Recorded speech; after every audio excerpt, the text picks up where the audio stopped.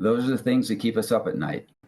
The Blaine County School Board wants taxpayers to help cover a budget shortfall. Thanks for joining us here on the News at 10. I'm Morgan Romero. And I'm Brian Holmes. The superintendent told us today this is the first time the district has not been able to balance its budget. Let's bring in Abby Davis now. And Abby, so I guess the question is, how'd they get to this point? Well, Superintendent Jim Foudy says they simply couldn't make things square, especially since the district's current supplemental levy expires this winter. He blames their several $million-dollar deficit on inflation and the state's switch from enrollment to attendance-based funding. Part of the challenge is that kindergarten enrollment is lower than the number of graduating students. If they want to save money, Foudy says they need to cut staff. He and the board's vice chair told me passing a 2-year, $3.85 million levy in November would buy them enough time to reduce staff gradually through attrition.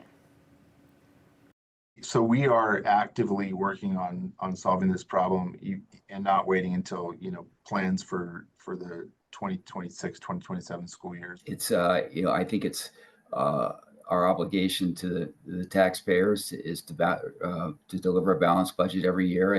And when things work against us and we can't, then we need to take action.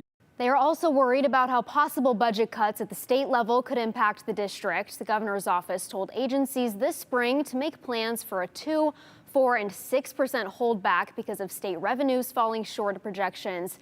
If those holdbacks end up happening, school districts would likely be impacted in one way or another. Foudy says they don't want to depend on supplemental levies long term, but that's just their reality right now, similar to many other districts in the state. He says they still need to work out some details. That includes figuring out exactly how much Blaine County homeowners would pay each year.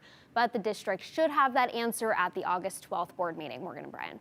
Yeah, this is a constant battle in Idaho. We always talk about that voter fatigue that voters often get. Right, and the question is that the state was supposed to support and pay for public schools, but every county and district, it seems like, has to turn to these levies to cover those costs. Yeah, exactly. Thanks, Abby.